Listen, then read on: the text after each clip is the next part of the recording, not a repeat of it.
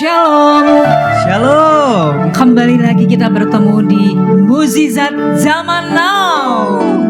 Lebih semangat ya semuanya untuk bertemu di malam hari ini kita. Mari kita sama-sama menyaksikan Mukjizat Zaman Now untuk kita bertumbuh, berkembang bersama-sama. Dalam nama Yesus kita memulai ibadah kita malam hari ini. Mari saya undang semuanya, saudara terkasih, Bapak Ibu, untuk kita satukan hati kita. Tuhan Yesus, terima kasih atas kebaikan-Mu Tuhan untuk semua hidup kami. Dan juga untuk malam hari ini kami satukan hati kami di Mukjizat Zaman Now ini. Karena kami percaya Tuhan, mukjizat-Mu pasti terjadi untuk hidup kami semua. Begitu juga di malam hari ini. Siapapun kami, dimanapun kami berada Tuhan, kami mau satukan hati kami. Biarlah Engkau ada dan Engkau bertahta di setiap pujian penyembahan kami dan setiap ibadah kami. Terjadilah Tuhan Yesus. Terima kasih Tuhan. Dalam nama Tuhan Yesus, haleluya, amin. Mari kita sama-sama naikkan pujian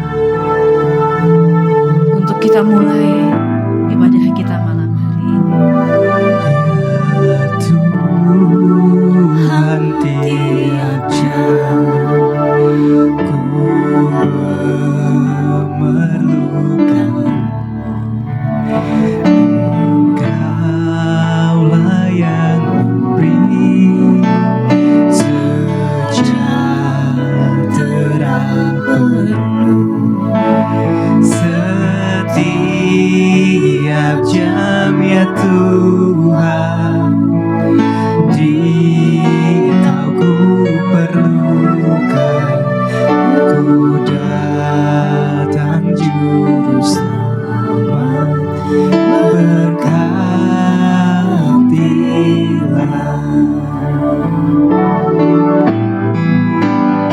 Ya Tuhan, tiap jam ku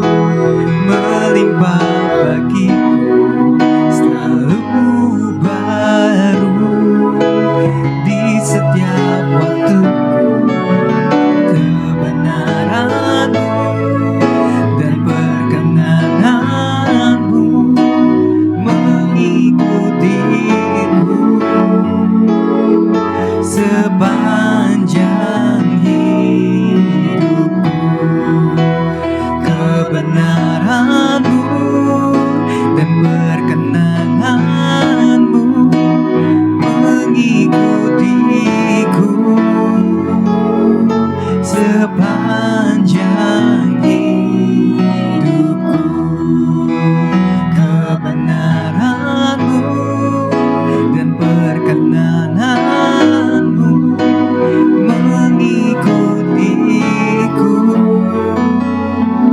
sepanjang hidupku.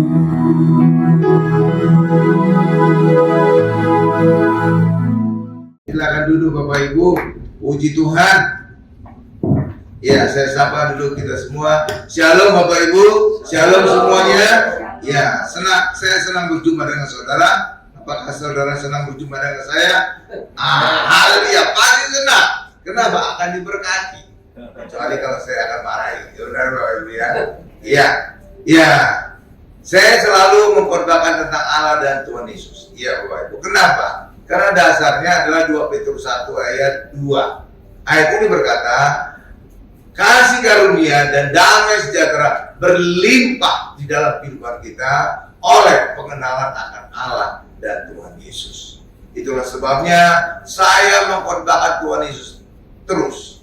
Bahkan yang lebih ekstrim lagi, saya mengkorbankan Tuhan Yesus dari Kejadian, Keluaran, Imamat, Bilangan, Ulangan, terus sampai Wahyu. Ya, jadi semua kitab ini kesimpulannya harus Tuhan Yesus. Kan luar biasa kan? Ya, kenapa bisa demikian? Karena benang merah dari Alkitab dari Kejadian sampai Wahyu adalah Tuhan Yesus. Itulah sebabnya Tuhan Yesus ada di balik setiap kitab itu. Ya. Nah, sekarang adalah kitab yang ke-14 yang saya khotbahkan berurutan. Ya, dan itu adalah kitab 2 Tawarikh. Ini kitab yang kalau pendeta itu jarang-jarang khotbahkan Bapak Ibu. Karena juga mirip, ada 3 kitab yang mirip. Samuel, Raja-Raja dan Tawarikh itu mirip-mirip itu Bapak Ibu ya. Iya, oke. Dan sekarang ini kita khotbahkan. Dan judul khotbah kita adalah Doa Salomo. Apa judul khotbahnya Bapak Ibu? Doa Salomo. Iya. Ini luar biasa kalau kita bisa ngerti Bapak Ibu. Kenapa? Karena banyak hal di Israel itu mengacu kepada doa Salomo. Kok bisa Pak? Iya bisa. Termasuk juga tetangga sebelah. Punya kiblat itu di doa Salomo pertama kali di Alkitab disebut. Jadi saudara bikin tahu kan? Iya, nanti kita akan lihat ya. Bahwa orang Israel juga punya kiblat. Kiblatnya adalah ke arah Yerusalem. Kenapa ke arah Yerusalem? Karena di situ ada bait Allah. Ya, tetap luar biasa ya. Nah, ini juga sama. Nanti akan kita lihat itu Daniel juga ya. Kalau berdoa dia selalu ke arah ke Yerusalem. Kenapa? Karena mengacu kepada doa Salomo. Nanti kita lihat makin dahsyat. Coba kita buka dulu 2 Tawarikh 6 ayat 15. Nah, ini pertama-tama kita lihat bahwa Salomo itu sering berdoa mengacu kepada Daud.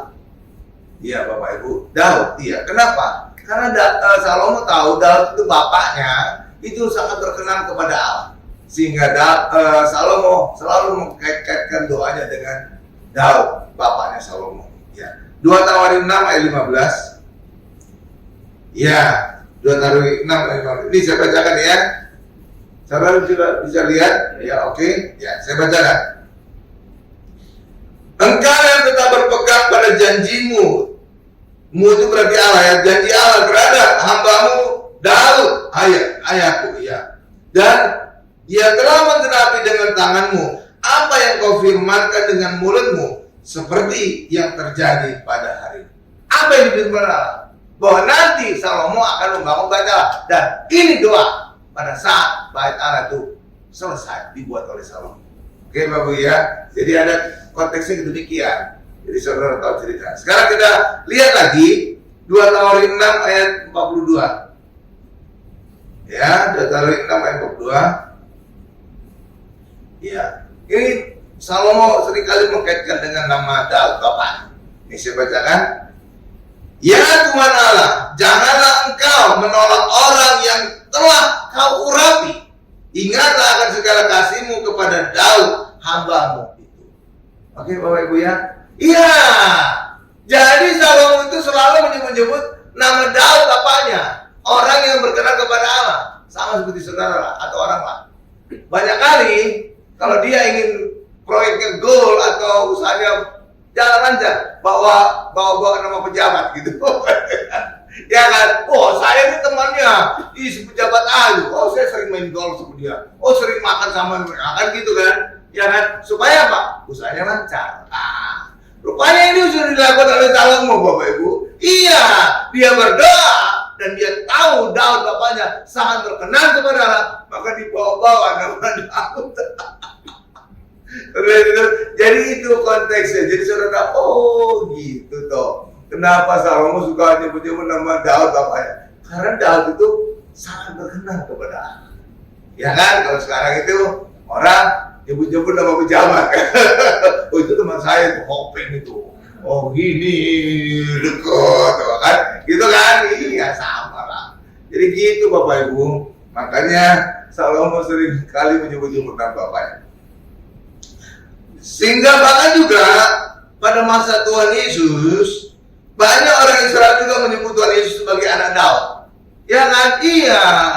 Iya, Bartimeus yang di Yeriko, juga ada wanita, seorang ibu yang minta kesembuhan anaknya yang kesurupan setan, berkata, Yesus anak Daud, Yesus anak Daud. Iya kan? Iya. Mereka selalu mengkaitkan dengan Daud. Iya. Tapi bagi orang Israel itu bisa, karena mereka benar-benar keturunan darah dari Daud. Iya Bapak Ibu ya. Tapi kalau orang Kristen jangan. Kenapa kita jangan? Walaupun secara darah, walaupun secara silsilah manusia, Yesus keturunan Daud, tetapi Yesus tidak berkenan disebut anak Daud. Dari mana saya tahunya Pak? Nih kita buka ayat ya. Matius 22 ayat 41 sampai dengan 45.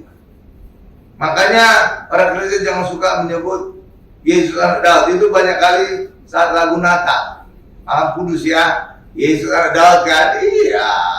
Padahal Yesus gak suka. Dari mana saya tahu gak suka? Ini kita baca ayatnya supaya saya udah tahu. Walaupun gak terus terang Yesus menyatakan demikian, tapi kita harus punya perasaan. Yesus kayaknya gak suka ini. Ya, oke Bapak Ibu ya. Ya, Matius 22 ayat 41 sampai 45. Nih saya bacakan ya. Ini siapa namanya Pak Tommy? Putri ya. Bagus Kak Putri. Jadi di arsir, jadi orang langsung mengikuti bacanya. Bagus. Putri, bukan Putra ya. Bicara Putri. Ya, ini saya bacakan. Ketika orang-orang Farisi sedang berkumpul, Yesus bertanya kepada mereka, katanya, apakah pendapatmu tentang Mesias? Anak siapakah dia? Kata mereka kepadanya, anak Daud. Ya, lalu ini jawaban Yesus, respon Yesus. Katanya kepada mereka, jika demikian, bagaimanakah Daud oleh pimpinan roh dapat menyebut dia tuannya? Ketika ia berkata, Tuhan telah berfirman kepada Tuanku, duduklah di sebelah kananku, sampai musuh-musuhmu kutaruh di bawah kakimu. Jadi, jika Daud menyebut dia tuannya, bagaimana mungkin ia anaknya pula? Saudara melihat tak ada penolakan Yesus di ayat ini, disebutkan Daud. Iya, walaupun gak belak-belakan gitu ya. Ya mungkin karena Daud ini bukan orang Batak, tembak langsung. Tenang aja orang Batak, tenang, saya juga orang Batak. Ya, tapi istri saya Chinese, jadi tenang aja. Iya ya, oke Bapak Ibu ya. Iya, dari ayat ini kita bisa merasakan Yesus itu nolak disebut anak Daud. Makanya orang Kristen, apapun alasannya, oh Pak ada suci lagi di Allah. Yang penting kita ngacunya kepada Tuhan. Sudah, cukup, stop. Ya, Bapak Ibu ya. Orang Kristen saya anjurkan jangan suka berdebat. Kenapa? Karena iman setiap kita kan beda-beda. Bagaimana mungkin kita bisa berdebat? Nanti akan terjadi selalu debat kusir. Makanya orang Kristen jangan suka berdebat. Karena iman kita beda-beda. Oke? Itu ibarat anak SD berdebat dengan mahasiswa. Mana nyambung? Iya kan? Nyambung kan? Iya. Contoh lah, saya ambil contoh. Ada orang Kristen mengimani baptisan itu selam. Ada orang mengimani baptisan itu percik. Semua punya dasar ayat. Iya kan? Nggak ada nyambung itu. Mana yang benar? Kan bingung saudara kan? Iya kan? Iya, perjamuan kudus juga demikian. Minyak urapan juga demikian. Makanya jangan orang Kristen suka berdebat. Nggak akan ketemu tuh. Karena imannya beda-beda. Oke? Ya pokoknya sesuai dengan firman Tuhan, terjadilah sesuai iman. Kunci dengan kalimat itu. Ya kan? Terjadilah sesuai imanmu. Karena iman kita beda-beda. Beda saya dengan kamu. Ah gitu Bapak Ibu. Jangan dipanjang-panjangin. Oke ya. Ya jangan suka berdebat ya. Nih. Sekarang kita lihat bagaimana doa Salomo pada saat Bait Allah itu selesai. Dan kita lihat juga bagaimana jawaban Allah. Luar biasa jawaban. Kita buka dulu 2 Tawarin 6 ayat 40. 2 Tawarin 6 ayat 40. Ya, ini saya bacakan ya Bapak Ibu ya. 2 Tawarin 6 ayat 40. Nah, nih. Nah, ya, terima kasih Putri. Ya, diarsir gitu supaya saya gampang bacanya. Ya, sebab itu ya Allahku, kiranya ini doa Salomo ya. Sebab itu ya Allahku, kiranya matamu terbuka dan telingamu menaruh perhatian. Jadi Salomo berdoa agar mata Tuhan terbuka dan telingamu menaruh perhatian kepada doa yang dipanjatkan di tempat ini. Tempat ini itu apa? Berbicara tentang apa? Bait Allah. Karena Salomo sedang berdoa di Bait Allah yang baru selesai dibuat. Oke ya. Jadi Salomo minta Tuhan membuka matanya, telinganya menaruh perhatian kepada doa dari setiap orang yang dipanjatkan di Bait Allah. Tuh, itu doa Salomo ini Bapak Ibu. Kalau saya bahasakan gampangannya, itu ya. Lihat reaksi Tuhan. Nah, ini yang luar biasa aja. Kita lihat dong reaksi Tuhan. Doa mah bisa luar biasa ya, tapi gimana reaksi Tuhan? Itu yang penting. Ya kan? Ya, satu pasal setelahnya kita lihat reaksi Tuhan. 2 Tawarin 7. Nah, satu pasal setelahnya lihat jawaban Tuhan ayat 15 sampai dengan 16. Ya, nggak penting doa bagus-bagus. Kalau Tuhan nggak menjawab, percuma kan? Iya, tapi ini lihat doa Salomo langsung dijawab Tuhan. 2 Tawarin 7 ayat 15 sampai 16. Sudah? 2 Tawarin 7 ayat 15 sampai 16. Ya, saya bacakan ya. Lihat ini jawaban Tuhan. Apa jawaban Tuhan? Sekarang mataku tuh luar biasa kan? Itu matanya Tuhan, tukunya baru besar kan? Terbuka dan telingaku tuh menaruh perhatian kepada doa dari tempat ini, dari Bait Allah. Luar biasa. Jadi Tuhan berkata demikian. Nih, ayat 16 kita lihat. Sekarang juga telah kupilih dan kukuduskan rumah ini, Bait Allah ini, supaya namaku, nama Allah, tinggal di situ untuk selama-lamanya. Maka mataku pada Allah dan hatiku, hatinya Allah, akan ada di situ sepanjang masa. Katakan sama saya, sepanjang masa. Nah, artinya sepanjang masa Bapak Ibu? Selama-lamanya. Selama-lamanya artinya apa? Walaupun Bait Allah sekarang sudah tidak ada lagi, tetap berlaku ya. Karena sepanjang masa. Nggak ada dikatakan selama Bait Allah masih berdiri. Nggak ada. Ada nggak kalimatnya? Nggak ada kan? Artinya apa? Benar-benar sepanjang masa. Jadi ketika kita di Israel berdoa di bekas Bait Allah, itu masih berlaku. Oke Bapak Ibu ya, karena sepanjang masa tidak ada kondisi dikatakan selama Bait Allah masih berdiri. Nggak ada kan? Nggak ada. Artinya apa? Selamanya berlaku ayat ini. Nggak tergantung ada Bait Allah atau tidak. Oke ya, karena sekarang Bait Allah itu memang secara fisik udah hancur, udah nggak ada lagi.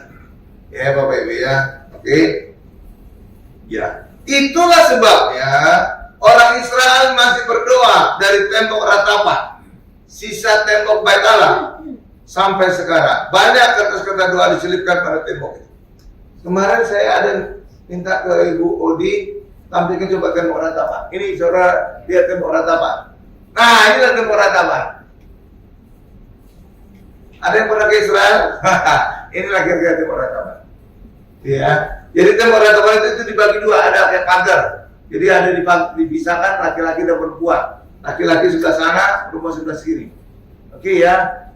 Ya, iya. Ini tembok ratapan. Batu besar-besar. Jadi tembok ratapan itu sebenarnya bukan sisa dari Bait Allah, bukan.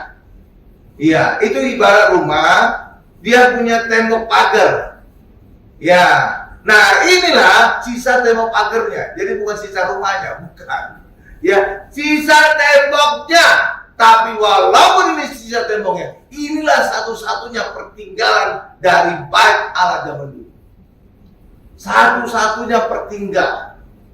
Ya, dan orang Israel masih percaya ayat tadi yang kita baca masih berlaku di tempat ini. Itulah sebabnya orang Israel menjadikan tembok ratapan ini menjadi tempat yang paling kudus, paling suci bagi bangsa Israel sampai sekarang.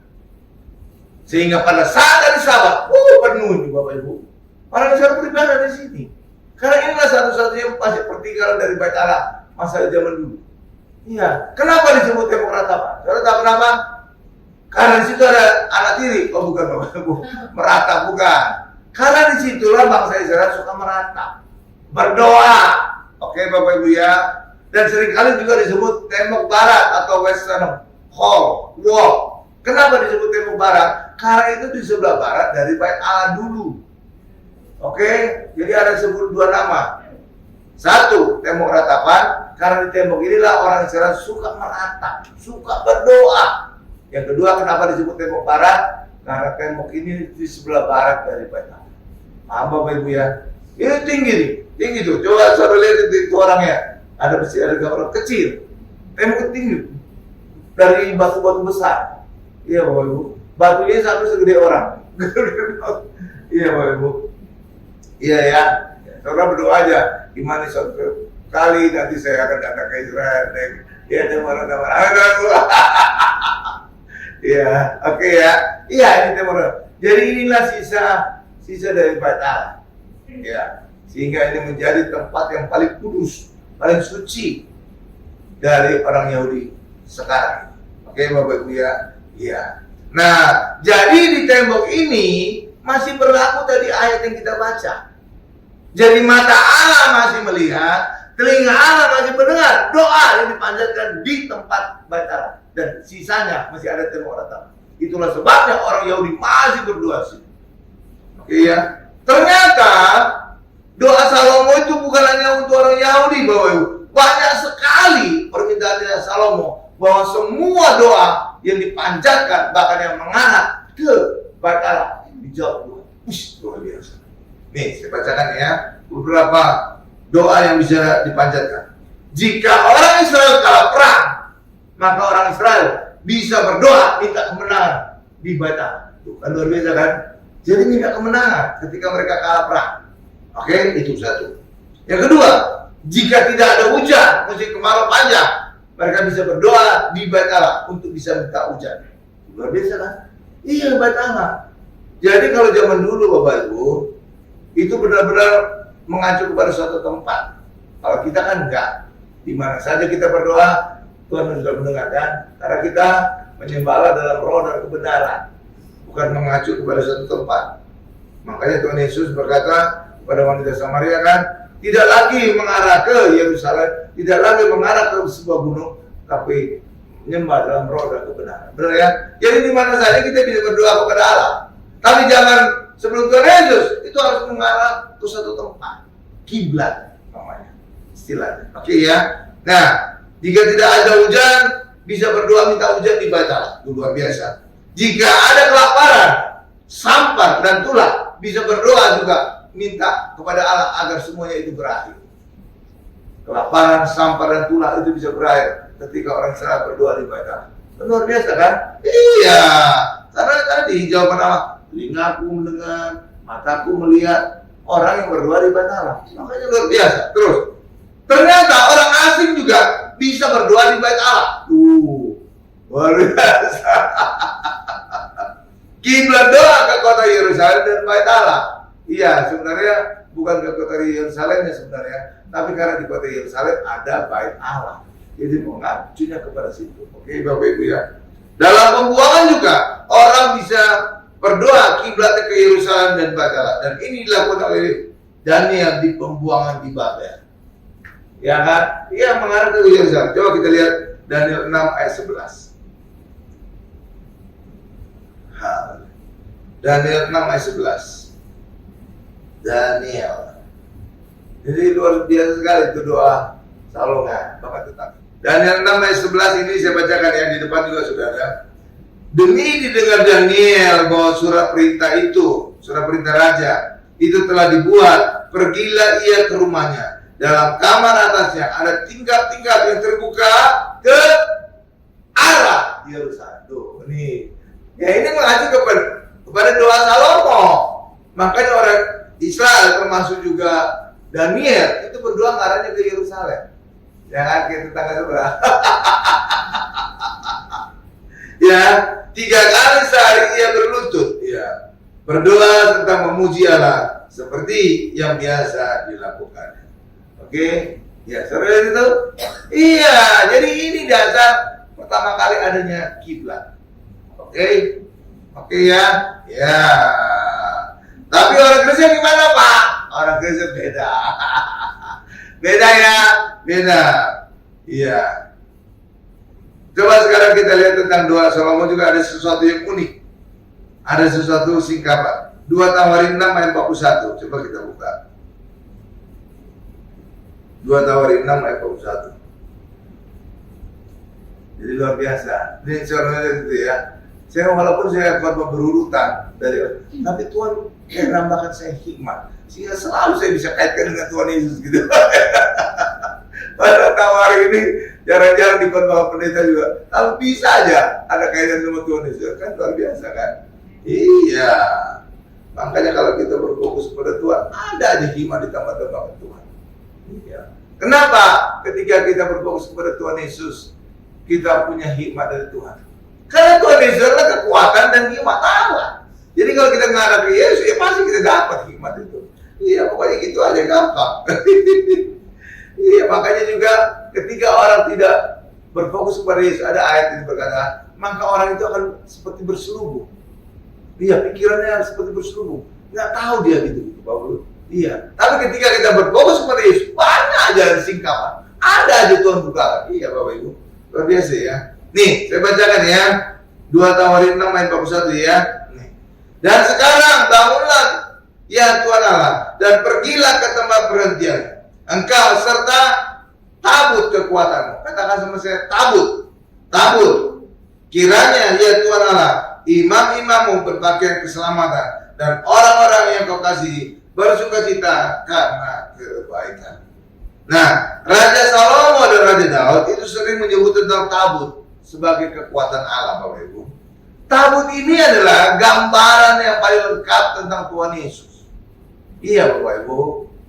Iya, dari semua perabotan itu ada banyak ya Bapak Ibu di Bait Allah, sesuai dengan pembagiannya. Jadi Bait Allah itu zaman dulu, zamannya Musa maupun zamannya Salomo, itu dibagi ada 3. Ada bagian halaman, ada bagian ruang kudus, ada bagian ruang Maha Kudus.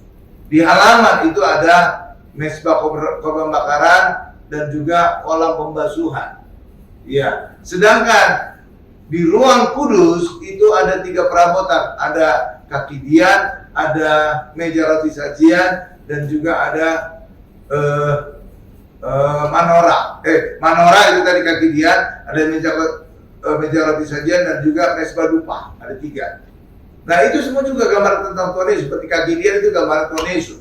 Iya Bapak Ibu, terang Allah ya, kaki dian. Demikian juga. Nah sekarang di ruang aku cuma 1 perabotan, itu adalah tabut perjanjian. Ya, nah tabut perjanjian itu adalah gambaran paling lengkap tentang Tuhan Yesus. Ya, jadi Daud dan Raja Salomo sering menyebut tentang tabut kekuatan Allah.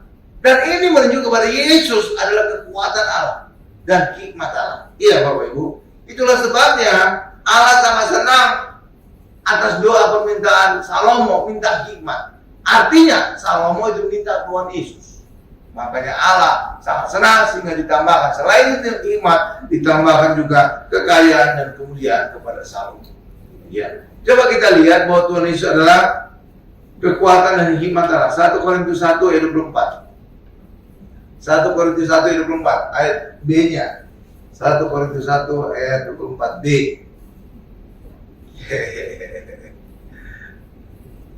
Nanti saya kaitkan sama kita. Oh iya, itu ada singkapan rahasia. Banyak pendeta nggak tahu gimana, agak salah menafsirkan kitab Wahyu. Padahal itu harus mengacu kepada Tuhan Yesus. Ya. Ini saya bacakan ya, ya Bapak Ibu ya. 1 Korintus 1 ayat 24. Tetapi untuk mereka yang dipanggil, baik orang Yahudi maupun orang bukan Yahudi, Kristus adalah kekuatan Allah dan hikmat Allah. Oke. Ya, nyatanya di dalam kitab Wahyu, ya Bapak Ibu, orang Kristen tidak lagi mengandalkan Yesus sebagai kekuatan Allah dan hikmat Allah. Bapak Ibu. Iya. Coba kita baca sekarang Wahyu 13 ayat 16 sampai 18. Ini saya singkapkan, ada rahasia ya. Tapi nggak tahu gimana banyak pendeta ini salah nafsir ayat ini. Jadi sebenarnya kalau saudara, kita semua bahkan juga pendeta yang nonton acara ini, kalau ingin melihat rahasia di balik kitab Wahyu, harus dengan kerangka Yesus. Dan itu sudah dinyatakan dalam kitab Wahyu 1 ayat 1. Ya, kitab Wahyu adalah revelation, pewahyuan tentang Yesus Kristus. Itu menjadi kuncinya. Itulah sebabnya kita baca kitab Wahyu harus dengan kacamata Tuhan Yesus. Ketika kita dengan kacamata Tuhan Yesus, maka semua kitab Wahyu akan tersingkap bagi kita. Benar Bapak Ibu? Iya. Dan juga kitab Wahyu banyak sekali dikatakan tentang akhir zaman, tentang kengerian-kengerian pada akhir zaman. Benar kan? Bahkan juga antikristus juga banyak sekali dikatakan mengacu kepada kitab Wahyu. Padahal kitab Wahyu itu tentang Tuhan Yesus. Jelas sekali dalam Wahyu 1 ayat 1. Iya Bapak Ibu. Iya. Oke ya. Nih, sekarang kita baca dulu Wahyu 13 ayat 16 sampai 18. Ini tentang tanda 666 di tangan kanan dan juga di dahi. Oke ya. Iya. Nanti saya akan jelaskan kenapa harus tangan kanan. Kenapa harus dahi? Kok bukan kaki? Kok bukan yang lain gitu ya? Nah, kita bisa kejar gitu Bapak Ibu. Iya. Nih ya. Ayat 16 ya. Wahyu 13 ayat 16 sampai 18. Dan ia menyebabkan sehingga kepada semua orang, kecil atau besar, kaya atau miskin, merdeka atau hamba, diberi tanda pada tangan kanan dan pada dahi atau pada dahinya. Ayat 17. Dan tidak seorang pun yang dapat membeli atau menjual selain daripada mereka yang memakai tanda itu nama binatang itu atau bilangan namanya. Ayat 18 ya, lihat ini yang penting. Nah, saudara juga harus fokus ke ini. Yang penting, nah, ini ada kata yang penting ya. Maka saudara harus fokus ke ayat ini. Yang penting di sini adalah ialah hikmat. Barang siapa yang bijaksana, baiklah ia menghitung bilangan binatang itu. Karena bilangan itu adalah bilangan seorang manusia. Lihat itu, bilangan seorang manusia. Dan bilangannya ialah 666. Jadi bilangan ini bilangan manusia. Tapi nggak tahu gimana. Banyak pendeta berkata itu chips. Mana lagi jalannya? Mana kata chips di sini? Nggak ada kan? Tapi nggak tahu gimana pendeta mengajukan itu adalah chips. Itu artinya, saudara tahu itu artinya. Artinya pendeta mencoba mengambil dari dunia informasi tentang chips dimasukkan ke dalam Alkitab. Itu salah. Harusnya dari Alkitab yang dimasukkan ke dalam dunia. Nah, itu benar. Jadi Alkitab mempengaruhi dunia, bukan dunia mempengaruhi Alkitab. Itu terbalik. Lalu angka 66 itu angka apa? Manusia. Manusia diciptakan pada hari ke-6. Oke, 66 itu banyak orang berkata, oh itu antikris, oh itu kitab tetangga sebelah. Aduh, salah juga. Aduh. Saya waktu belajar teologi itu juga belajar kitab tetangga sebelah. Gak ada tuh 666. Justru di Alkitab kita tuh. Iya, Yohanes 6 ayat 66. Tentang apa itu? Tentang orang menolak Tuhan Yesus. Tentang orang meninggalkan Tuhan Yesus. Itulah antikris. Menolak artinya anti. Kayak Rinso, anti noda. Menolak noda kan? Iya kan? Iya. Coba buka deh Yohanes 6 ayat 66. Supaya kita tahu itu angka 66 itu menunjuk kepada antikris. Bahwa orang meninggalkan Yesus. Orang menolak Yesus. Gitu loh. Yohanes 6 ayat 66. Mulai ya, ini saya bacakan ya. Mulai dari waktu itu banyak murid-muridnya mengundurkan diri dan tidak lagi mengikuti Yesus, mengikuti dia. Inilah antikris, tidak mengikuti Yesus, menolak Yesus. anti Kris, bukan anti Allah ya. Ya kan?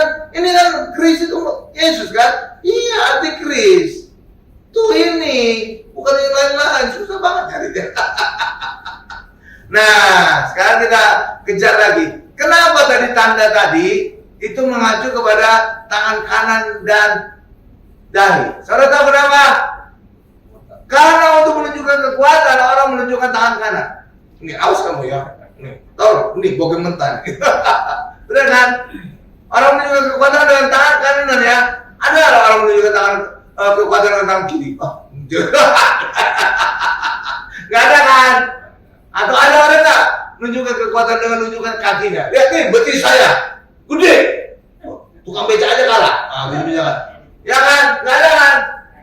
Walaupun betis saudara bersanggul sekalipun, ya baru pakai sanggul, saudara nggak akan menunjukkan kaki saudara menunjukkan kekuatan, tapi saudara menunjukkan tangan kanan. Benar kan? Iya. Demikian juga ketika orang menunjukkan hikmat apa? Dahi, mikir, gitu kan? Iya kan? Iya. Menunjukkan dahi, bukan menunjukkan dengkul. Kalau dengkul berarti otak ini dengkul. Iya kan? Jadi itu punya makna. Kalau dikatakan tanda itu pada tangan kanan dan pada dahi, artinya pada akhir zaman orang sudah anti Kristus, bukan lagi mengandalkan Yesus sebagai kekuatan Allah dan hikmat Allah, tetapi manusia sudah mengandalkan kekuatannya sendiri dan hikmatnya sendiri. Itu loh maknanya Bapak Ibu. Paham? Jadi pada akhir zaman orang tidak lagi mengandalkan Tuhan sebagai kekuatan Allah dan hikmat Allah, tapi sudah mengandalkan kekuatannya sendiri dan hikmat sendiri. Saya kuat, sehat. Lihat ini, otot saya gede banget kan. Arnold aja minder. Ya kan? Iya. Nih, saya cerdas nih. Otak saya encer. Tapi keluar dari telinga. Encer ya. Benar kan? Iya kan? Menunjukkan gini kan? Iya kan? Bukan menunjukkan ke perut kan? Lihat perut saya kunci. Urusan. Iya kan? Jadi Alkitab itu luar biasa. Nah, kita wahyu itu kita simbol-simbol. Makanya banyak simbol-simbol. Tapi simbol sekalipun harus dengan kacamata Tuhan Yesus supaya kita paham tentang kitab wahyu. Nanti Bapak Ibu itu ya jadi gitu Bapak Ibu. Jadi pada akhir zaman memang orang, termasuk orang Kristen juga, meninggalkan Tuhan Yesus. Jadi nggak lagi mengandalkan Yesus sebagai kekuatan Allah dan hikmat Allah. Oke, ya. Bahkan juga dikatakan juga di dalam wahyu tentang Tuhan Yesus berdiri di depan pintu mengetok. Ya kan ada itu ayatnya. Tuhan Yesus berdiri di depan pintu dan mengetok. Barang siapa yang mendengar maka aku akan masuk dan makan bersama-sama dengan dia. Saudara jangan membeli foto itu, karena itu menunjukkan penolakan terhadap Yesus. Yesus tidak seharusnya ada di luar pintu mengetok, tapi Yesus seharusnya ada di dalam rumah, bukan di luar. Terus lihat. Dan ini bukan ngomong kepada orang yang belum percaya. Enggak, saya baca ayatnya. Itu ayat itu ada di mana? Itu ayat adalah pada saat Tuhan menegur jemaat atau gereja Laodikia. Oke? Iya, jadi jemaat Laodikia ditegur Tuhan.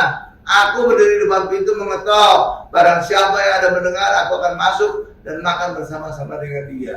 Kenapa Yesus menegur ini kepada gereja Laodikia? Karena gereja Laodikia itu gambaran gereja akhir zaman. Nah, jadi Tuhan ingin menunjukkan pada akhir zaman Yesus telah dipinggirkan keluar dari banyak gereja. Iya, itu artinya. Jadi Tuhan mengetok, bukalah gereja agar aku masuk dan makan bersama-sama dengan engkau. Iya. Apa buktinya Pak bahwa gereja sekarang telah meninggalkan Yesus, telah membuat Yesus ada di luar? Ya saudara cek aja sendiri, saudara periksa aja sendiri di YouTube atau di gereja saudara masing-masing. Saudara lihat pendeta sekarang udah jarang menyebut nama Tuhan Yesus. Benar? Saudara bisa cek sendiri. Iya. Jarang sekali pendeta sekarang berkhotbah menyebut nama Tuhan Yesus. Saya bisa yakin 100%. Kalau nggak percaya, saudara cek sendiri di YouTube. Itu banyak khotbah-khotbah pendeta. Sekarang banyak apa? Khotbah tentang kegiatan manusia, perilaku manusia. Manusia itu harus ini loh, harus berbuat baik, harus gini, harus sopan, harus ini, harus ini. Mana yang baik, mana yang tidak boleh. Banyak tentang psikologi, banyak tentang perilaku, banyak tentang etika. Tapi Yesus di mana? Nggak ada lagi. Kasihan di Yesus. Benar Bapak Ibu? Iya, saudara bisa buktikan. Itu bukan kata saya. Saudara bisa buktikan sendiri. Dan karena itu sudah nubuatan akhir zaman di dalam kitab Wahyu. Yesus ada di luar pintu mengetok. Demikian juga tanda 66, tanda antikris ada di tangan kanan dan ada di jari. Itu menunjukkan orang pada akhir zaman tidak lagi mengenalkan Yesus sebagai kekuatan Allah dan hikmat. Paham Bapak Ibu? Amin. Iya. Makanya sekarang saya itu selalu khotbah tentang Tuhan Yesus. Benar Pak Ibu. Nah, kalau saudara ingin khotbah tentang Tuhan Yesus berurutan dari Kejadian sampai Wahyu, silakan masuk ke channel YouTube saya, Gereja Hermon. Saudara akan mengikuti khotbah dari Kejadian, Keluaran, Imamat, Bilangan sampai Wahyu tentang Tuhan Yesus. Kesimpulan tentang Tuhan Yesus. ya, oke. Nah, sekarang kita lihat tadi Salomo itu kiblatnya tentang Bait Allah itu ya, jadi semua orang Israel bahkan juga tetangga sebelah pakai kiblat. Tapi orang Kristen nggak lagi pakai kiblat. Ya, coba kita lihat kepada Yohanes 4 ayat 21 sampai 23 dan ini menjadi ayat terakhir penutup kita. Yohanes 4 ayat 21 dan 23 dari loncat 22 ya.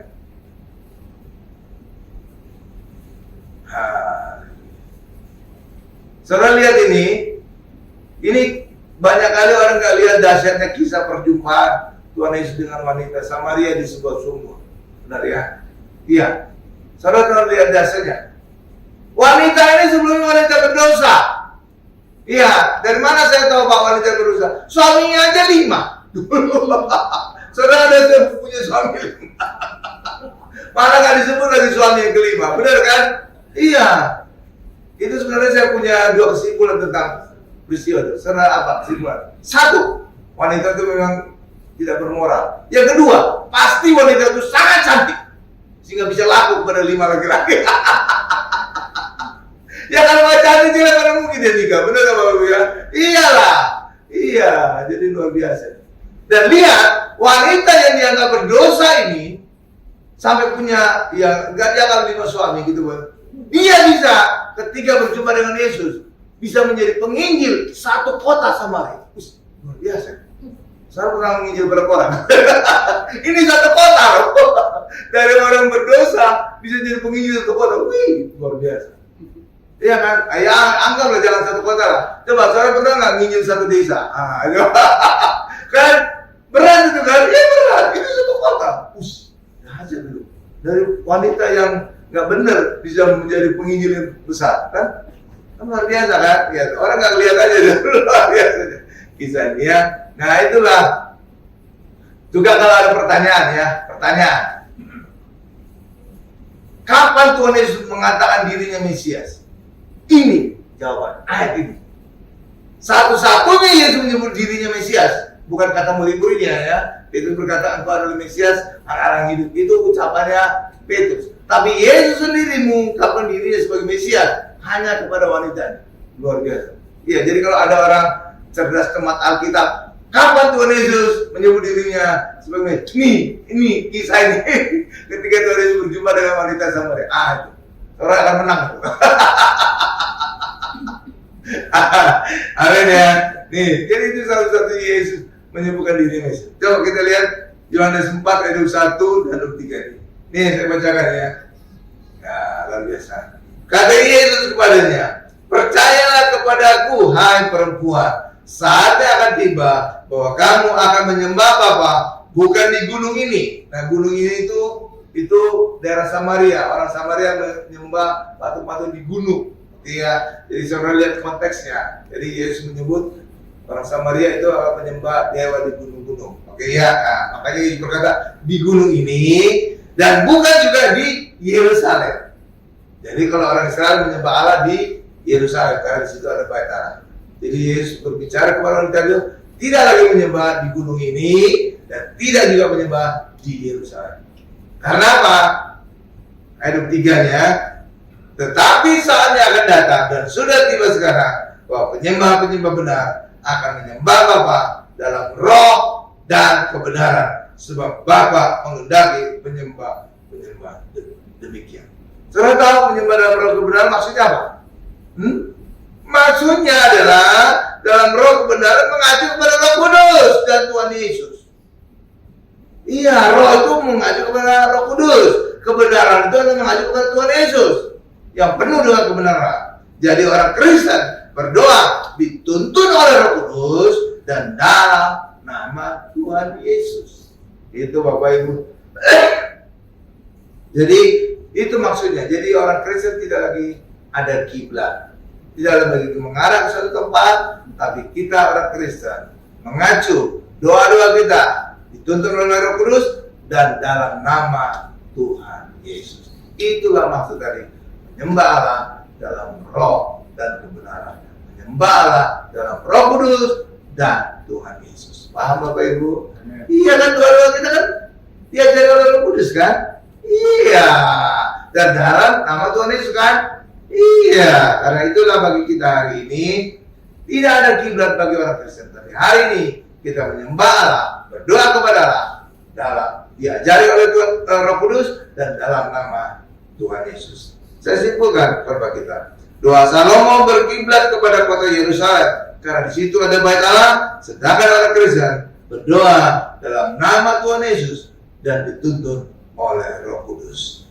Amin. Kita tundukkan kepada kita. Mari kita berdoa. Puji syukur Tuhan kami panjatkan nama-Mu Tuhan, untuk setiap jemaat-Mu, untuk setiap penonton, untuk setiap netizen yang menyaksikan acara ini, acara mujizat zaman now ini, yang sakit Tuhan sembuhkan, karena Tuhan mau dan mampu menyembuhkan kami, karena nama Yesus ada di atas segala nama, ada di atas segala nama penyakit kami. Demikian juga usaha pekerjaan kami juga Tuhan berkati, karena Tuhan kaya menjadi miskin, agar kami menjadi kaya, agar kami diberkati. Terima kasih Tuhan Yesus, terima kasih. Apapun masalah kami Tuhan, kami percaya bersama dengan Yesus kami selalu punya solusi. Demikian juga Tuhan berikan damai di dalam keluarga kami, damai Kristus, sehingga suami istri tetap menjaga kasih mula-mula, tetap mengasihi orang tua, mengasihi anak, anak menghormati orang tua dan mengasihi orang tua.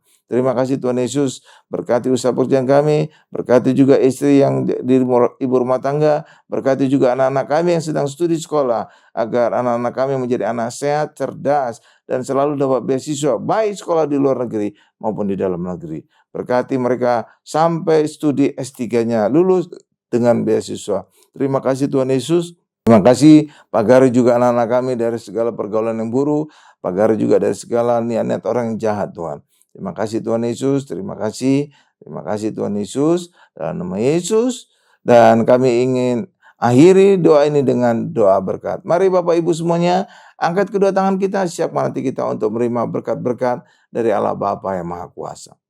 Berkat dari Allah Bapa yang Maha Kuasa, kasih karunia dari Tuhan Yesus, dan penyertaan Roh Kudus menyertai kami semua mulai hari ini sampai selama-lamanya. Haleluya, sama-sama kita berkata, amin.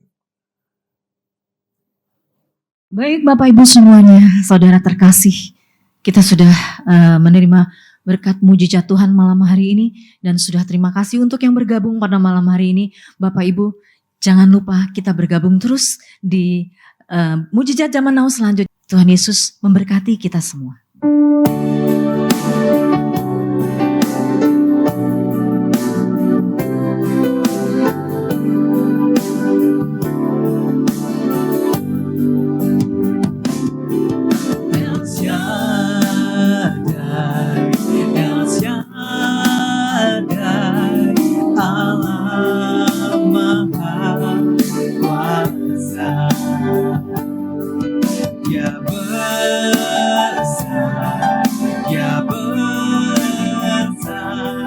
El Shaddai mulia.